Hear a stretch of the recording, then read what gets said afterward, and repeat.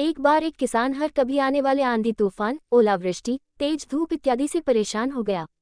क्योंकि कभी कभी फसल ज्यादा खराब हो जाती थी, इसलिए वह परेशान होकर ईश्वर से शिकायत करने लगा।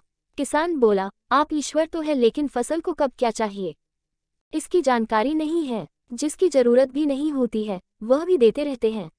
इसलिए आपसे विनती करता हूँ कि आप मुझे एक मौका दीजिए, मेरे कहे अनुसार मौसम कीजिए, फिर हम सब किसान अन्न के भंडार भर देंगे। ईश्वर मुस्कुराए और बोले, ठीक है, आज से तुम्हारे अनुसार मौसम रखूंगा। किसान खुश हो गया। किसान ने अगली फसल में गेहूं की बुवाई की। उसने जब चाहा तब धूप मिली, उसने जब चाहा पानी मिला, पानी की तो उसने बिल्कुल कमी नहीं आने दी। आंधी, बाढ़ और तेज धूप तो उसने आने ही नहीं दी। समय बीतने पर फसल बड़ी हुई।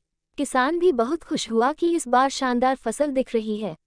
किसान ने मन ही मन सोचा कि ईश्वर को अब पता चलेगा कि अच्छी फसल के लिए क्या क्या जरूरी है। फालतू में ही किसान को परेशान करते रहते हैं। किसान फसल काटने के लिए खेत पहुंचा। गेहूं के पौधे की बालियों को हाथ लगाया तो उसके पैरों तले जमीन खिसक गई। उसने देखा कि किसी भी पौधे की बालियों में एक भी दाना नहीं था। किसान दुखी हो गया और बोला, हे ईश्वर, ऐसा क्यों हुआ? क्योंकि मैंने तो सब कुछ सही किया और सही समय पर किया। इस पर ईश्वर बोले, हे प्रिय किसान, ऐसा तो होना ही था, क्योंकि तुमने इन पौधों को बिल्कुल भी संघर्ष नहीं करने दिया। इन्हें न तो तेज धूप में तपने दिया, न ही आंधी का सामना करने दिया। इन्हें किसी भी प्रकार की चुनौतियों का सामना नहीं करने दिया।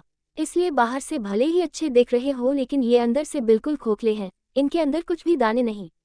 पौधे जब विभिन्न चुनौतियों का सामना करते हैं तो उनमें ऊर्जा पैदा होती है। यह ऊर्जा उनके अंदर सही सामर्थ्य पैदा करती जिनके लिए वह बने हैं। दोस्तों, ठीक इसी प्रकार जब तक इंसान संघर्ष से नहीं गुजरता है वह आदमी खोखला रह जाता है। जीवन की चुनौतियां ही उसके लिए उन्नति के नए रास्ते खोल देती हैं और आदमी को मजबूत और प्रतिभाशाली बनाती है।